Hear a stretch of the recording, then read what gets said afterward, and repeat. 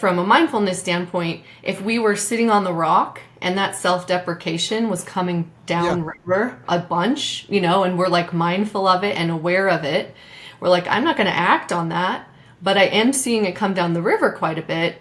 That's the point at which we would dive in a little deeper and say, like, where is that coming from? And from a Mm, mindfulness standpoint, I would take, we would look at relational, we would look at physical, we would look at historical, we would look at mhm. different facets of experience to understand better, like, why is this thought one that's repeatedly coming downriver?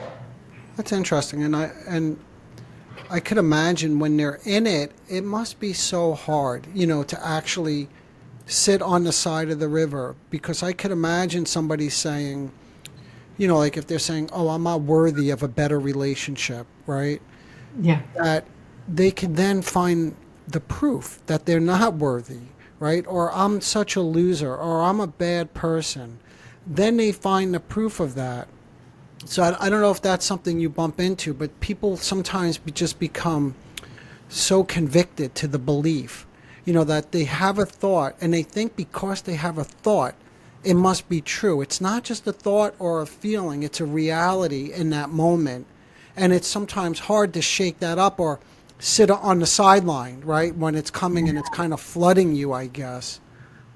Yeah, 100%. Yeah, it's so well put. Um, when I look at it from the standpoint of self-compassion, circling back to that, Yeah. Yes. one of the things that I think is really powerful about the thought river is that when we can sit on the side of the river and observe our thoughts, just like you said, we may see that thought come down quite a bit. Hmm. One of the beautiful things about this practice is that we can learn to ignore certain thoughts and, control, like focus our attention on the thoughts that are serving us and let the ones that aren't float by.